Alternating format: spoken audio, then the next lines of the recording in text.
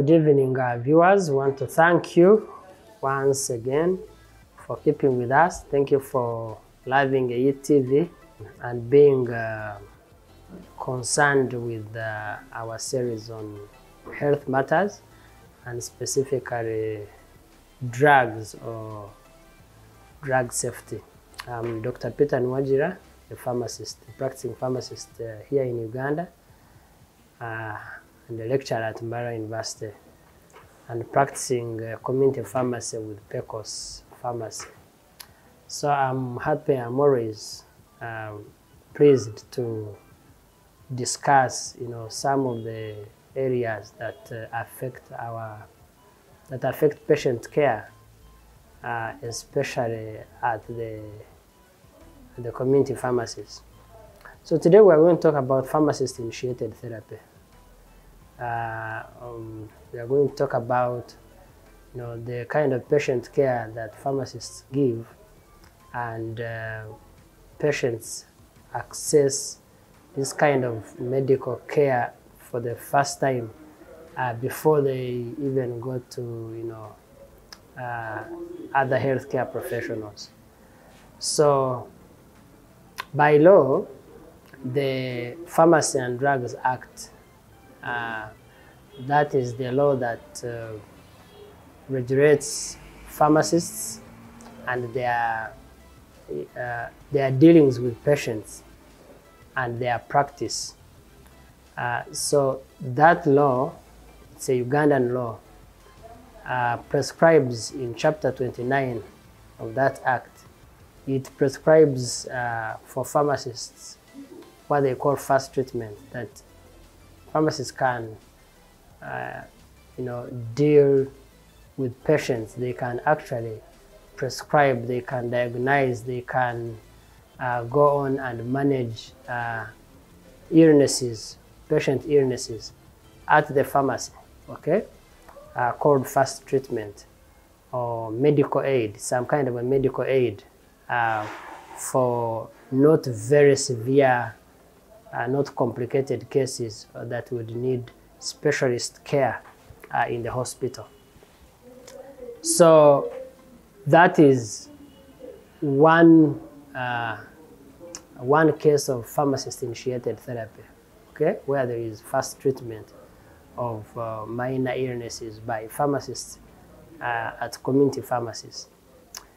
So this involves, of course, assessing patients with either diagnosed or undiagnosed conditions.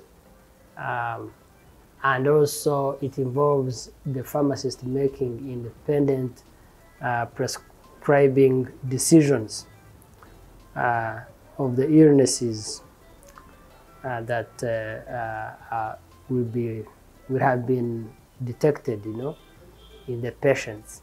So this means that at the community pharmacies, there should be one pharmacist, definitely, or a highly trained, pharmacy auxiliary staff under the delegation of the pharmacist. That's what the law says, and is able to, give this medical aid to the patient. Okay, it could be some kind of a fast aid, or actually, fast treatment that the pharmacist gives to the patient. And so we're interested in knowing what does this involve, and what are some of the benefits.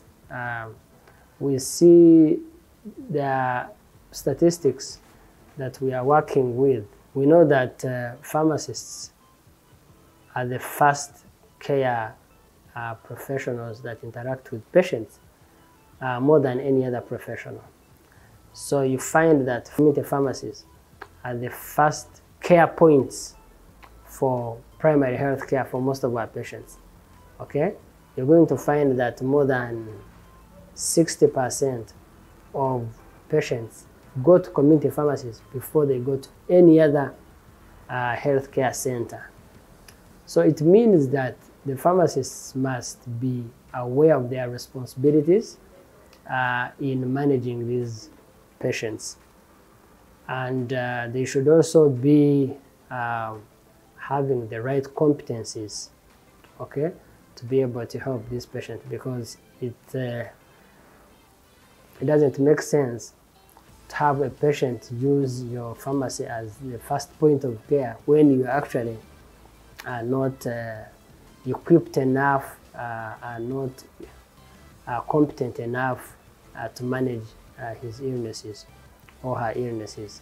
I mean, not all of them, there are going to be those that will need specialist attention, for which a pharmacist at a community pharmacy can make a referral. But many times you're going to find that these are going to be minor illnesses that pharmacists should be able to take care of.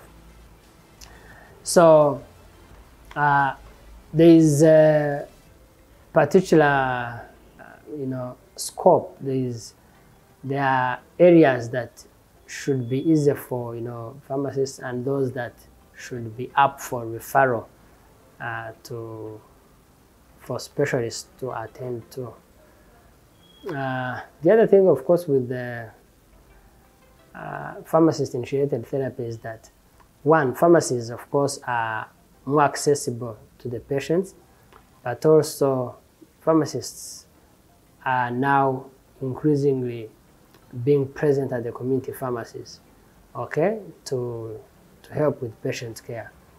And there are more, of course, universities training pharmacists. So the enrollment of pharmacy professionals to be available for patient care has greatly increased. And I mean, with the changing roles, with the evolving roles of pharmacists, they've been changing from, just dispensing, okay, from just compounding to just dispensing, and now to pharmaceutical care or patient care, where the pharmacist is involved in the day-to-day care rigors of the patient. So we are increasingly seeing patients, putting more, believing more in pharmacists because of the attention that they are giving to the patients. And so pharmacist-initiated therapy is increasing, and it's giving pharmacists more responsibilities as the community pharmacists to do clinical care. No wonder there's an increasing number of point-of-care tests. Okay, we've heard of rapid tests, HIV rapid tests, malaria rapid tests, typhoid rapid tests, hormone rapid tests that are also coming into the market. So we are seeing that because of those many point of care tests, or those rapid tests, the pharmacy is actually becoming a much more inclusive area of patient care. So pharmacist-initiated therapy includes a number of activities, of course. It includes having patient reviews and being able to interpret patient results, okay? Being able to take comprehensive medication history, okay, of these patients, making sure that their prescription and non-prescription medicines, knowing their home remedies that they are using, simple remedies that they could also be using, what nutritional supplements that patients are using. So taking a comprehensive medication history of what patients are using, and I mean keeping patient databases at the community pharmacies such that you are able to attend to the patient more comprehensively. Then we should also be able to have, to be able to make, simple diagnosis, and including knowing the different differentials, okay, for the common, commonly existing conditions. So that also means that we should be able to know treatment protocols, and these keep changing. Today, the treatment protocol for malaria,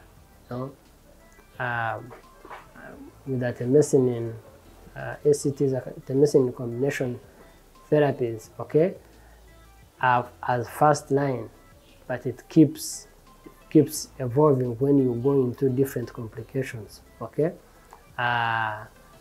in malaria, or different age brackets in pregnancy, among the children. So we have to be aware of the different therapeutic protocols for different conditions and for different patient populations, okay, patient categories. So all those are important when we have to do effective pharmacist-initiated therapy.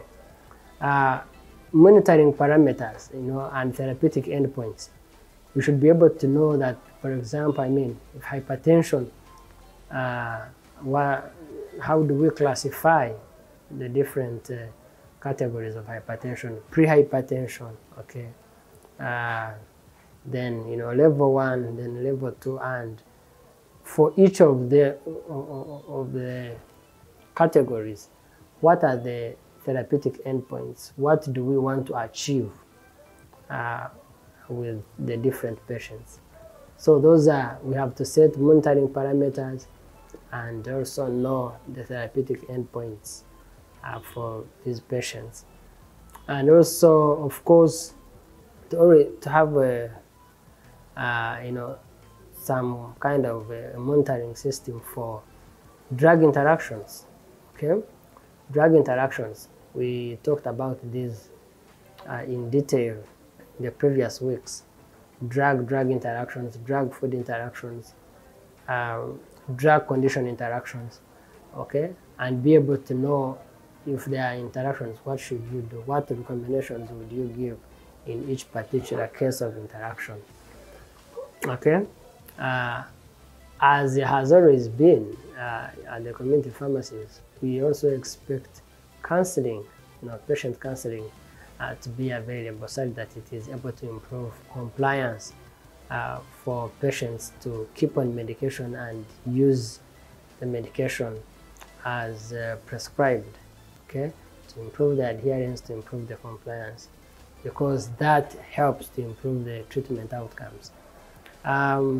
We should also, pharmacist-initiated therapy means that we have to keep a good referral system, okay? We have to collaborate with other healthcare professionals.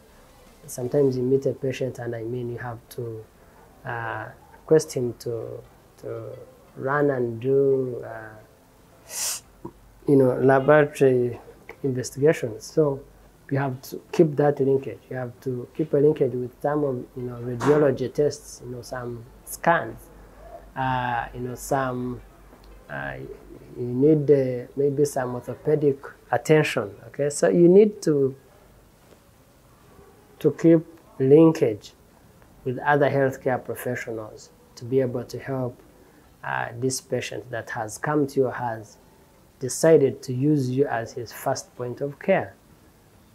Okay, and also to be aware of your boundaries. Okay, what you can afford to do and what you can't. You make sure that you refer the patient. So we should be ready to serve on healthcare teams, having those linkages, because your interest is to help this patient maximize his or her care and management.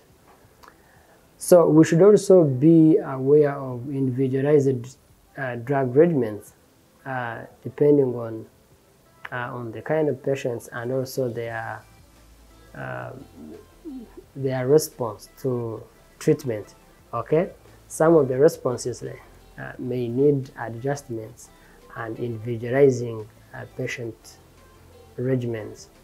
So all that is very, very important. We should also be able to, know toxicities. Okay, no toxicities in monitoring parameters. We should be able to know some toxicities that should give us a red flag.